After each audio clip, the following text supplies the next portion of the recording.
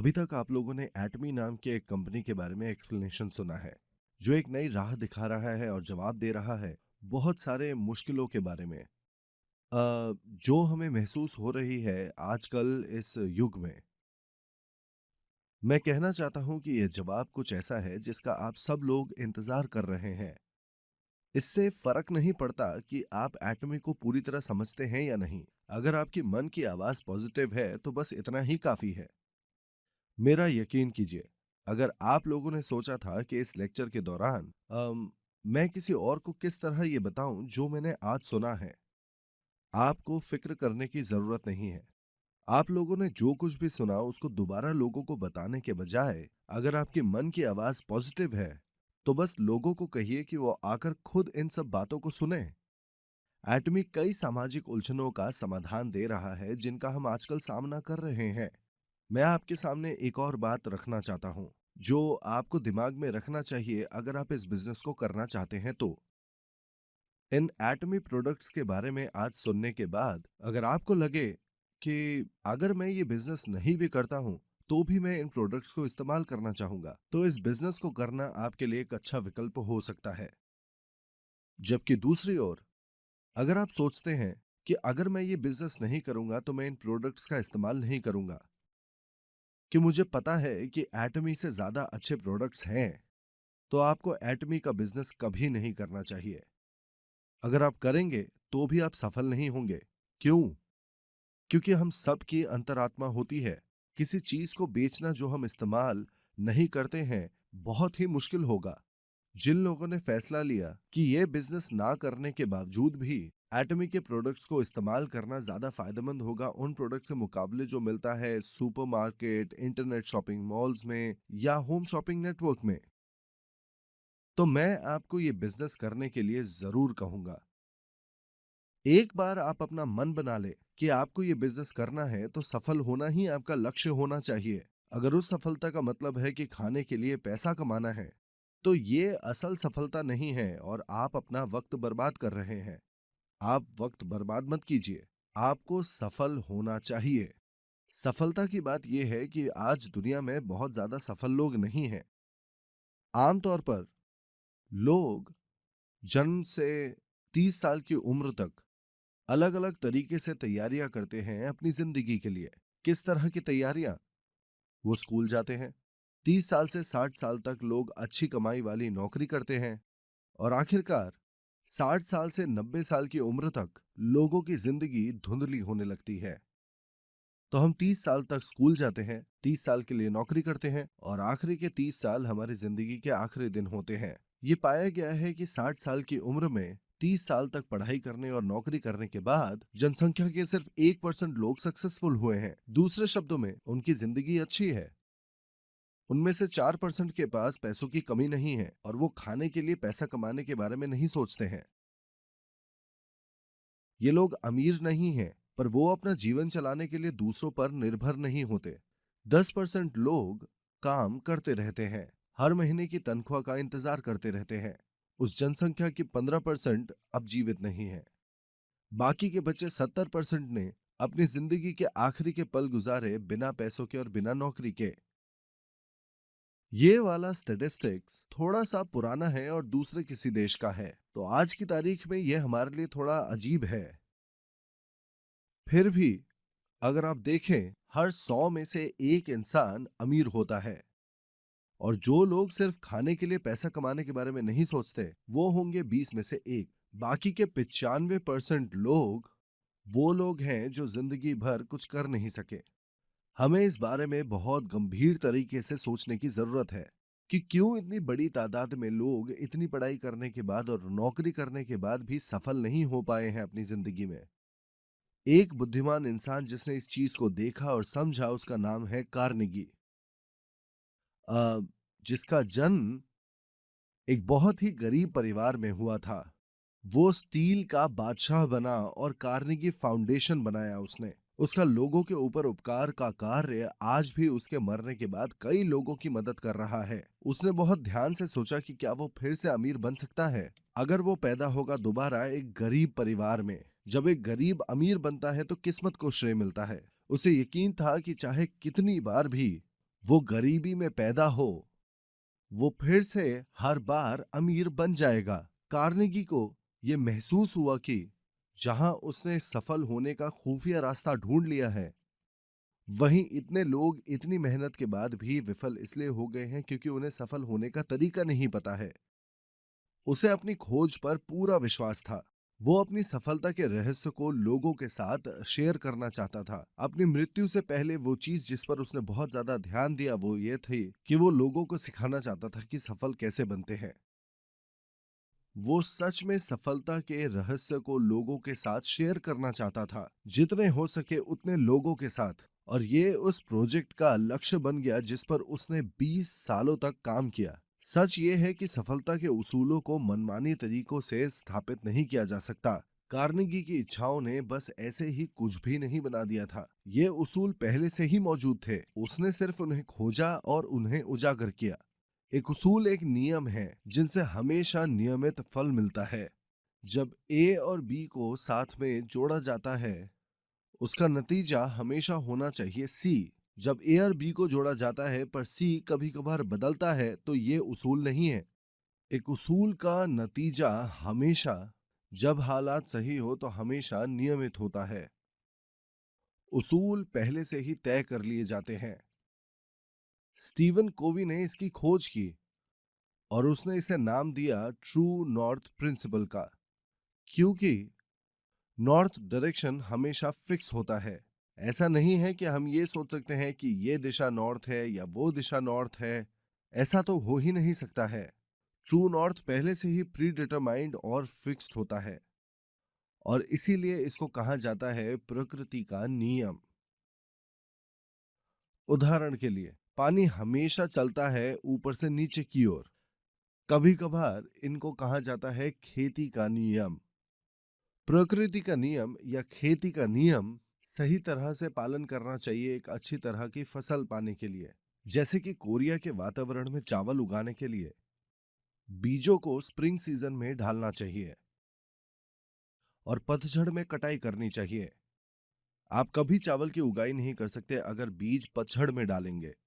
सब कुछ करना होगा प्रकृति के नियम के अनुसार। इसी तरह सफलता के उसूल भी ऐसे ही हैं। वो पहले से तय हैं जिनका पालन करने पर लोगों को सफलता जरूर मिलेगी। आप प्रकृति के नियम का उल्लंघन करके या अपने रास्ते अलग जाकर कुछ नहीं कर पाएंगे। इसीलिए खोजे गए उसूलों को समझने के बाद और एक्सपर्ट्स और सफल लोगों के मानने के बाद हम में से ज्यादातर सफल हो सकते हैं, ठीक उस किसान की तरह। हाँ, कुछ बिल्कुल बर्बाद हो सकते हैं किसी अनदेखे अनजाने मुश्किलों की वजह से। वो 4% लोग शायद जो पाना चाहते थे उसको पूरी तरह से ना पा सके। फिर भी जब लोग खेती करते हैं ज्यादातर सफल हो जाते हैं क्योंकि वो प्रकृति के नियमों का पालन करते हैं। जीवन को जीने के लिए भी यही लागू होता है। जब तक आप इन उसूलों को मानते रहेंगे, यहां आए 90% लोग सफल हो सकते हैं। ये सच में बहुत ज्यादा मुश्किल नहीं है, ये खेती की तरह ही आसान है। वो पहली चीज क्या है जो एक किसान करता है? जो सबसे पहली चीज एक किसान करता है वो ये है कि वो ये सोचता है कि वो कौन सी चीज की और कितनी खेती करेगा। अगर वो फैसला करता है कि वो 10,000 किलो चावल उगाएगा, वो जमीन खरीदने की प्लानिंग करेगा या बीज प्लान के हिसाब से जो उसने अपने दिमाग में सोचा है। जो भी प्लान उसके दिमाग में है उससे फैसला होगा कि वो किस तरह से काम करेगा, जैसे कि जमीन खरीदना, अलग अलग बीज, अलग तरह के मशीन और उसे कितने वर्करों की जरूरत पड़ेगी। अगर एक किसान अपने दिमाग में ये प्लानिंग करता है कि उसे 2000 किलो की मूंगफली उगानी है, मूंगफली के कितने बीज और कितनी बड़ी जगह उसे चाहिए, इसका फैसला होगा उसके 2000 किलो के मूंगफली उगाने के लक्ष्य से।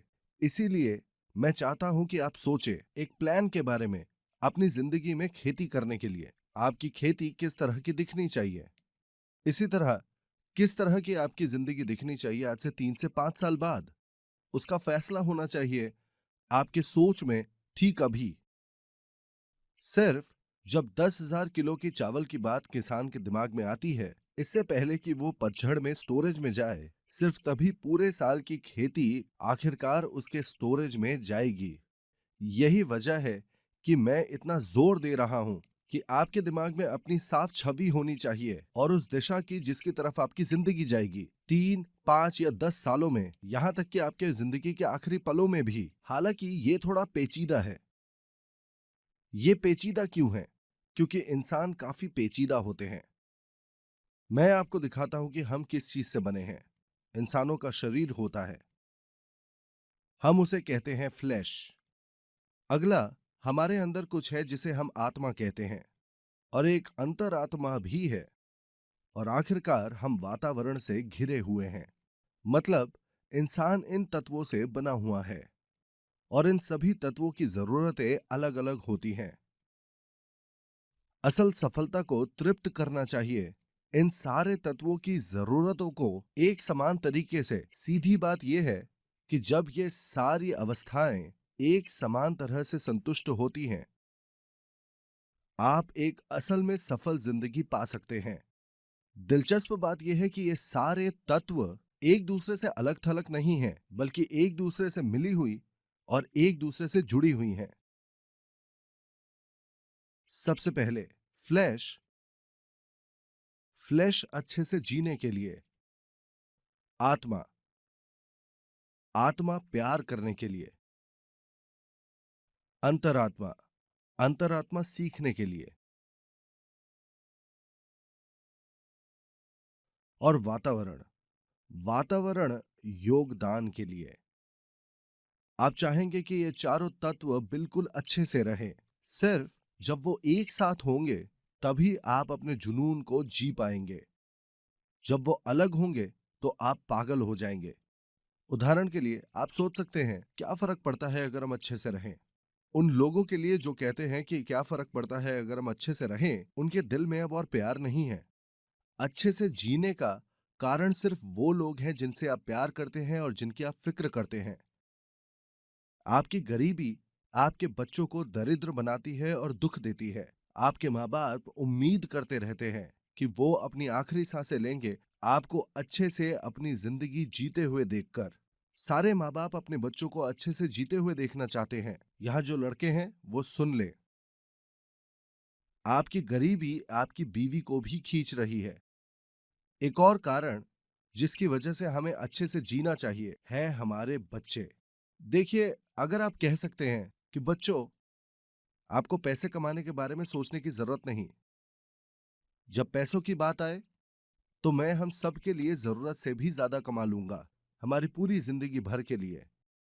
अपनी जिंदगी में कुछ ऐसा करिए जो आप करना चाहते हैं, चाहे वो आपके लिए पैसा कमा के दे या नहीं। क्या ये अच्छा नहीं होगा कि आप एक ऐसे माँ बाप बने जो अपने बच्चों को ऐसी बात कहे? क्या आपके बच्चों को ये सब सुनकर अच्छा नहीं लगेगा? उन्हें जरूर अच्छा लगेगा। आपके बेचारे बच्चे ऐसी नौकरियां कर रहे हैं जिसमें रिटायरमेंट की भी गारंटी नहीं है। इसी वजह से आपको अपनी पुरानी सोच बदलने की जरूरत है और इंसानों की तरह जीना शुरू करना चाहिए। इस अंतरात्मा से सीख के जरिए आप समझ जाएंगे कि आपको अपनी जिंदगी सुधारने की जरूरत है और अपने आसपास के जरूरतमंदों से अवगत हो जाएंगे। मैं टीवी देखते वक्त काफी बार रो पड़ता हूँ। मेरे बच्चे कई बार जब मैं टीवी देखता हूँ तो मुझे रोता हुआ देखते हैं। ज्यादा पुरानी बात नहीं है। मैं एक प्रोग्राम देख रहा था टीवी पर जिसमें अफ्रीका के सूडानीज बच्चों को दिखाया जा रहा था, भूखे, जिनके पास पीने के लिए पानी तक नहीं था। मुझे बहुत ज्यादा निराशा महसूस हुई क्योंकि मैं उस वक्त किसी तरह की मदद नहीं कर पाया। इस वक्त भी वो बच्चे मर रहे हैं हर घंटे, और मेरे दिल में जबरदस्त इच्छा है कि वो बच्चे जिंदा रहे उस दिन तक जब तक मैं आखिरकार उन तक जा पाऊं। मेरी इतनी ज्यादा इच्छा है कि मैं मदद का हाथ बढ़ाऊं उन बच्चों की तरफ। आपको शायद महसूस ना हो, पर इतने सारे लोग हैं जिनको जरूरत है। तो आखिरकार आपकी योगदान करने की इच्छा आपको सफलता की तरफ ले जाएगी इस कंपनी के साथ। आखिरकार जो सबसे ज्यादा मायने रखती है वो ये है कि आपके दिमाग में क्या है, क्या नजरिया है आपका अपनी जिंदगी की तरफ। आपको इन चारों तत्वों की जरूरत है ताकि आप अपनी नई जिंदगी डिजाइन कर सकें। इसे कहना करने से ज्यादा आसान है। ये इतना आसान नहीं है क्योंकि हमारी जिंदगियां इतनी आसान नहीं है। वैसे भी आपको अपनी जिंदगी को इतना आसान नहीं समझना चाहिए। ऐसे भी लोग हैं जो अपनी जिंदगी को बहुत साधारण तरह से जीते हैं। लोग ऐसे हैं जो शिकायत करते हैं हमारा कॉम्पनसेशन सिस्टम पेचीदा है। उन्हें संतुलित जीवन से कोई लेना देना नहीं है, उन्हें सिर्फ फिक्र है कि वो कितनी जल्दी अमीर बन जाएंगे। ऐसे लोग हैं और मैं अभी ऐसे 3 लोग वहां देख सकता हूँ। मैं आपको बताता हूँ ऐसे लोगों में जिनको घृणा है पेचीदा चीजों से, उनके अंदर क्या समानता है। वो सब पॉपर्स हैं। पैसा आता है जहां चीजें पेचीदा होती हैं। आसान जगहों पर जो पैसा है वो दूसरे लोग ले लेते हैं तो आपके लिए कुछ बचता ही नहीं है। इसीलिए आपको सोचने की जरूरत है कुछ एडवांस तरीके से। हमें जबरदस्त तोहफा मिला है इस सोचने की शक्ति का। क्या आपको कोई आइडिया है कि एटॉमिक किस तरह बना था? ये किस चीज से बना था? हम्म ये सिर्फ एक सोच से तैयार हुआ था। 17 लोग और एक प्रेसिडेंट आया एक टूटी पुरानी मिनी वैन में, और उसके पास सिर्फ 2 लोग काम करने वाले थे। एक प्रेसिडेंट था और एक वाइस प्रेसिडेंट, और सिर्फ 2 एम्प्लॉइज के साथ भी वो अपने आप को प्रेसिडेंट बुला रहा था। ऐसा क्यों? मुझे शुरुआत से ही मालूम था कि मैं प्रेसिडेंशियल आदमी हूं। मैं शुरुआत से ही प्रेसिडेंट और सीईओ रहा हूं। लेकिन मेरे दिमाग में यह बात साफ थी। मेरा यह लक्ष्य था कि एक वर्ल्ड क्लास डिस्ट्रीब्यूटिंग कंपनी बनाऊंगा, और मैंने साफ दिल के साथ सारे उसूलों का पालन किया। ऐसी कोई वजह ही नहीं थी कि जिससे मैं सफल या बड़ा आदमी ना बन सकूं। फिर से मैं आप लोगों को एक फिल्म बनाने के लिए कह रहा हूं, अपने दिमाग में उस जिंदगी की जो आप जीना चाहते हैं। आपको एक फॉर्म दिया जाएगा या एक टेम्पलेट जिसका नाम होगा so and so life scenario. ये आपको दिया जाएगा और आप इसे लिखेंगे आज रात। उसको भरने के बाद उसे कल आकर जमा कर दें। जिन्होंने पिछले महीने लिखा था इस महीने एक नया लिखें। क्यों? आपकी पिक्चर बदल रही है दिन ब दिन। चीजें बदलती हैं, इसलिए आपको हर महीने एक नया लिखना चाहिए। टेम्पलेट इस तरह से दिखता है। एक बड़ा सा सर्कल है इस तरह का,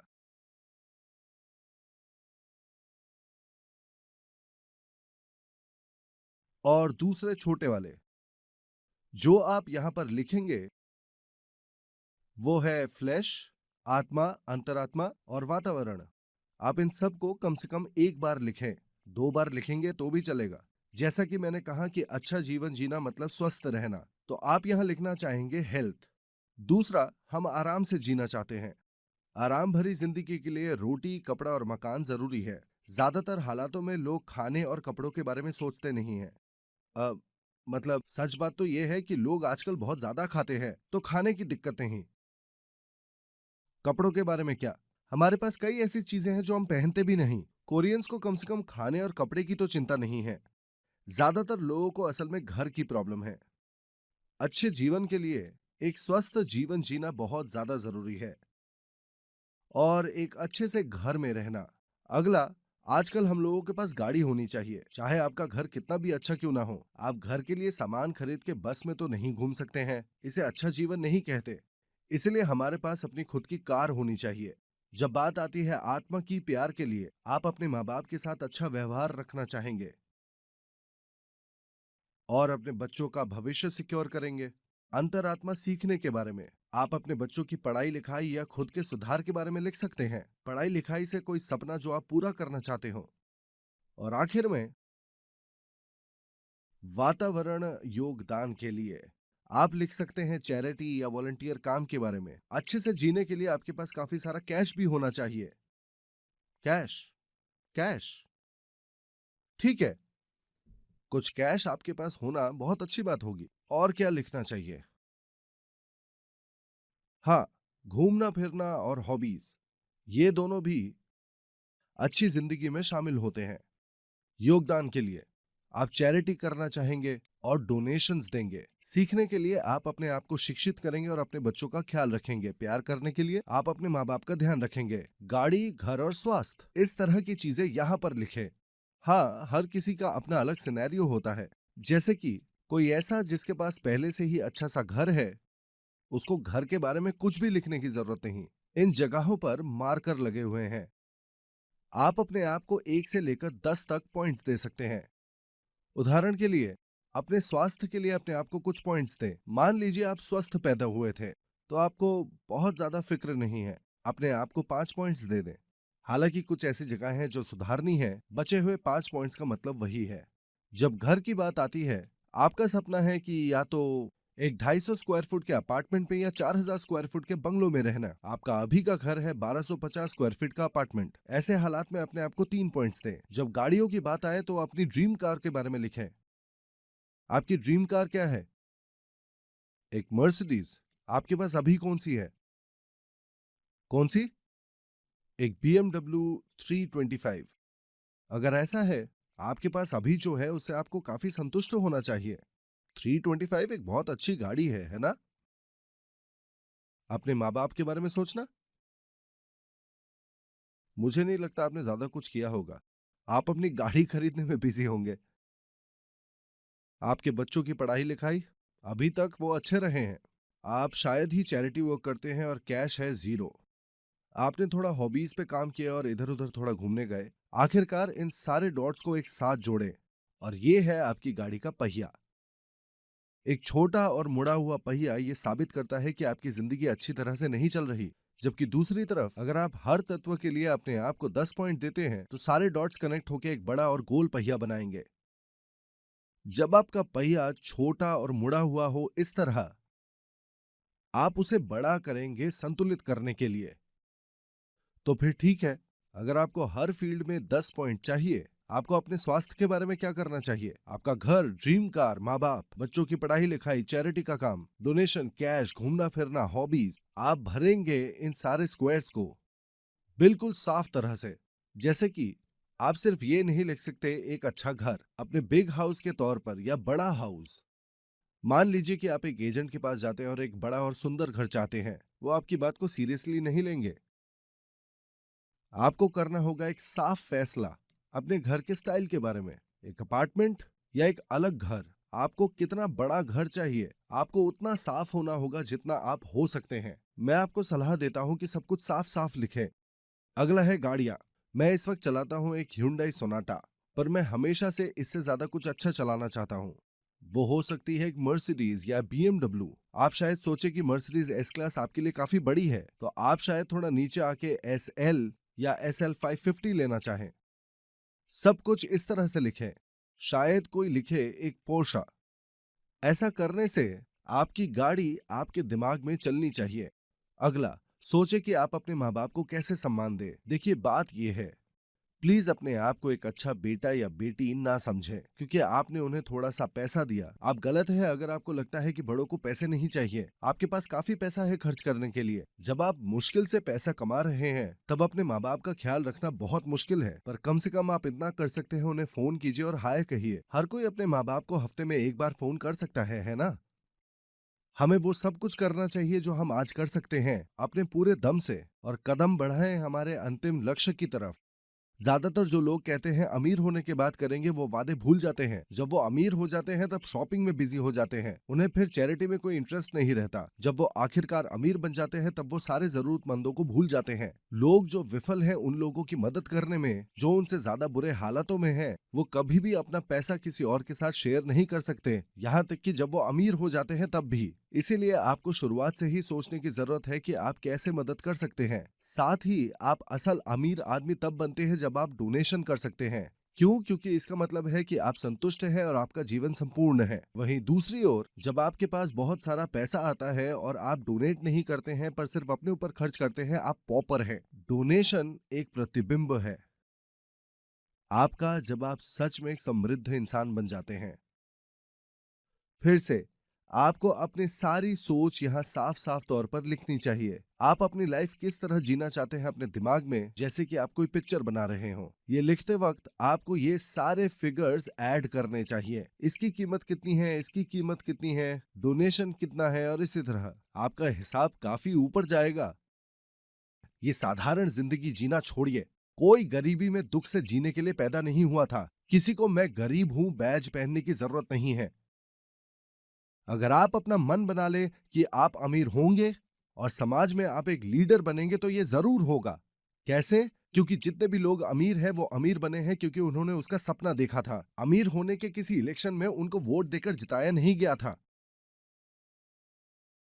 अगर आप दुनिया को कहें कि आप कुछ बड़ा करेंगे, कोई आपके खिलाफ खड़ा नहीं होगा।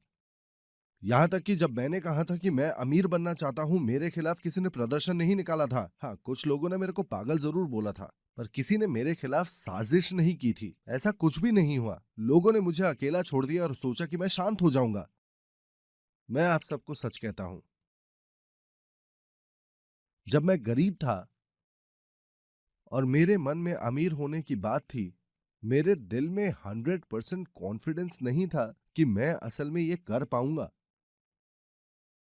मैं बहुत ज़्यादा बीमार था, जिसकी वजह से मैं किसी भी तरह का काम नहीं कर सकता था। सच कहूँ तो मैंने सोचा था, सफल होने का मेरे पास सिर्फ 1% चांस था और विफल होने का 99% चांस।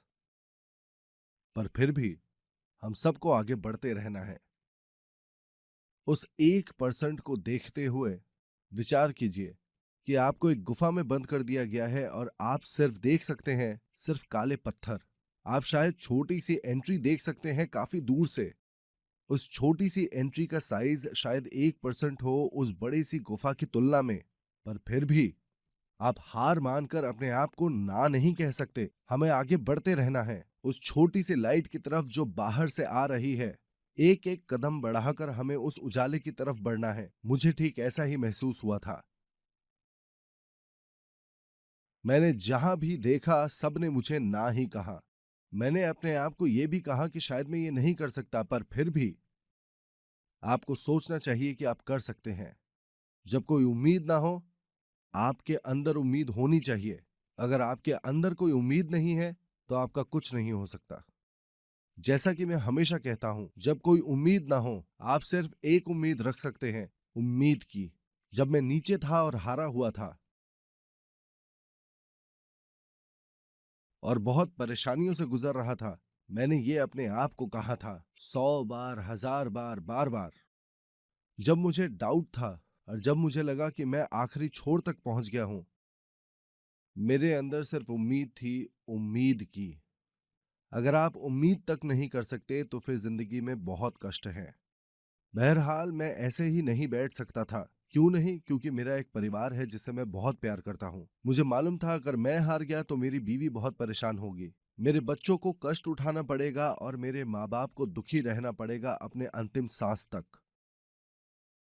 मेरे प्यार भरे परिवार के सदस्यों के लिए मैं सिर्फ ये नहीं कह सकता था कि मैं हार मान गया।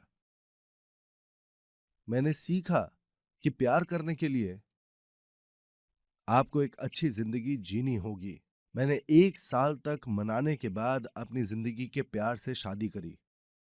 हम लोग काफी अच्छे से रहे हैं जब तक मेरा बिजनेस खत्म नहीं हुआ था। वो मुश्किल वक्त चलता रहा, 1 साल, 2 साल, 3 साल। मेरे बीवी के कमाए गए पैसों से घर चलता था। हमें हर एक पैसा खर्च करने से पहले हिसाब करना पड़ता था। शॉपिंग के वक्त हर पल हिचकिचाहट होती थी। हम ऐसे कठोर परिस्थिति में रहे करीबन 3 साल तक और इससे और ज्यादा झगड़े बढ़ गए। हम लोग झगड़ालू कपल थे ही नहीं कभी। एक बार ठंडी के दिन में मैं घर में आया और घर बिल्कुल ठंडा हो रहा था, तो मैंने अपनी बीवी से कहा कि हनी हीटर चला दो, गरीबी में पैसा बचाकर हम क्या करेंगे। फिर मेरी बीवी ऑफेंसिव मोड में चली गई। उसने कहा, तुम्हें क्या लगता है कि मुझे ठंड नहीं लग रही और मैं नहीं चाहती कि हीटर को चला दूं? अगर तुम कमा रहे होते तो हमारा घर जम नहीं रहा होता। तुम्हारे छोटे छोटे पैसों से हम इस ठंड में आज जम रहे हैं। मुझे बहुत बड़ा लेक्चर सुनने को मिला, पर मर्द ज्यादा सोचते नहीं हैं। मैंने कहा, जब आप गरीब हैं तो आपको पैसे बचाने की जरूरत नहीं है, बल्कि आप जितना हो सके उतना खर्च कीजिए, क्योंकि आप वैसे भी बहुत कम खर्च कर पाएंगे। मैंने उन्हें बहुत ज्यादा गुस्सा दिला दिया था सच में। हमारे झगड़े और भी ज्यादा बढ़ गए और एक दिन उसने आखिरकार मुझसे कहा, सुनिए, हमारे बच्चे हाई स्कूल पास करने के बाद मुझे डिवोर्स चाहिए। बात यह है कि वो अपनी जबान की पक्की है। मैंने उसे वो बोलते हुए सुना और मैं टूट गया। मैंने उसके पांव पकड़ लिए।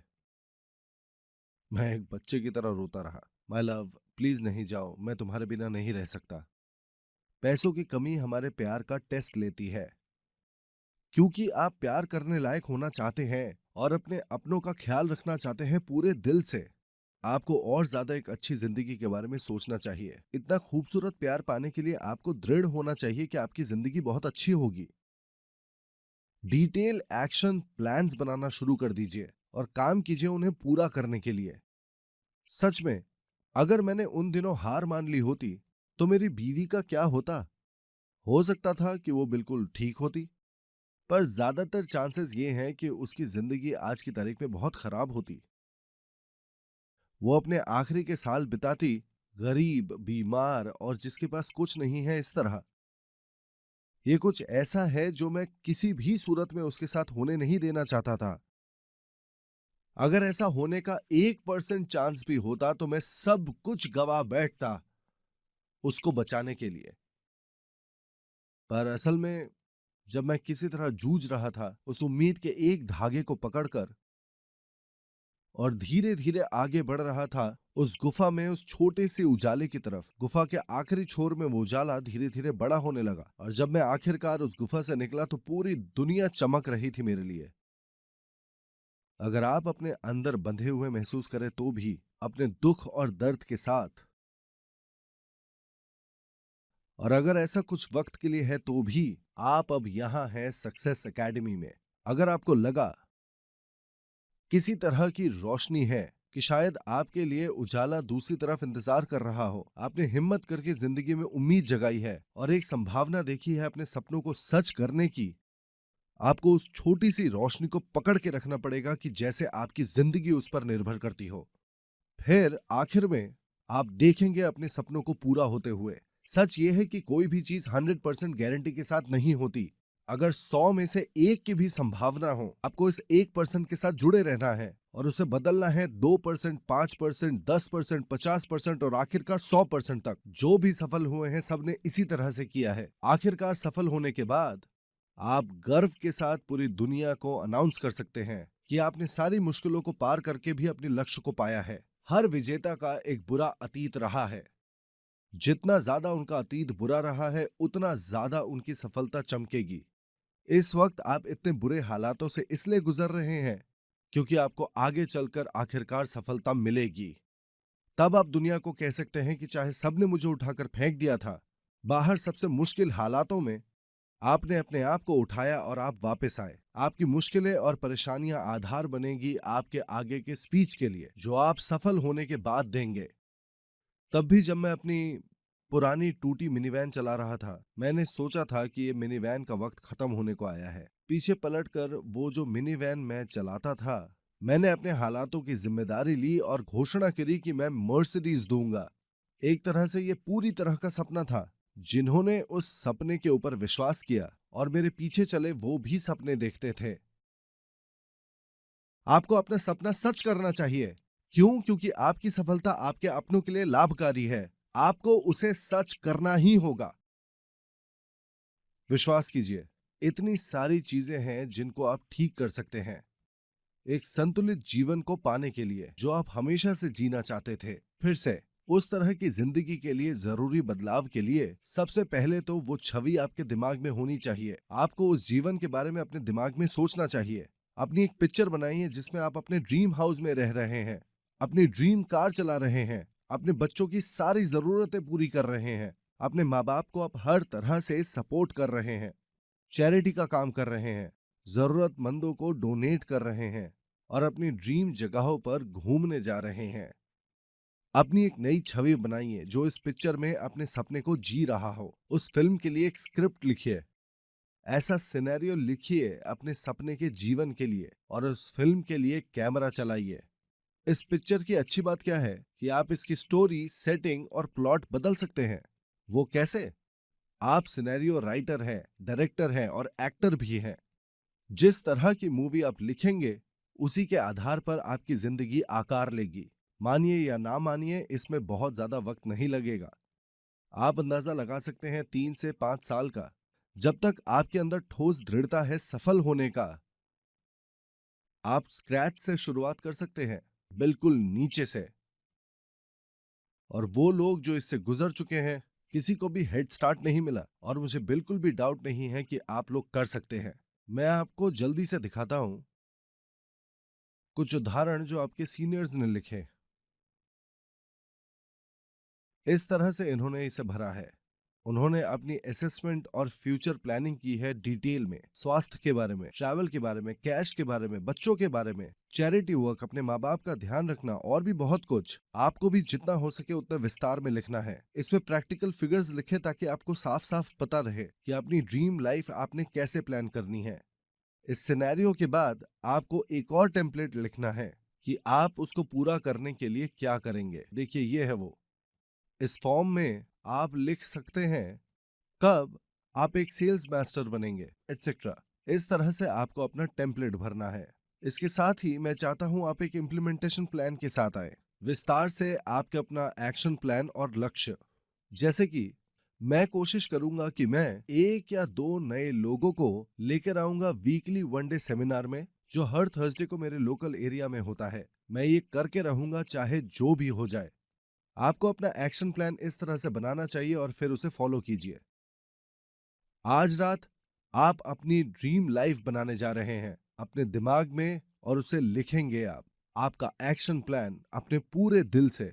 प्लीज कल अपने लाइफ सिनेरियोस जमा कर दीजिएगा और हमारे पास कुछ वक्त होगा उसे सुनने का।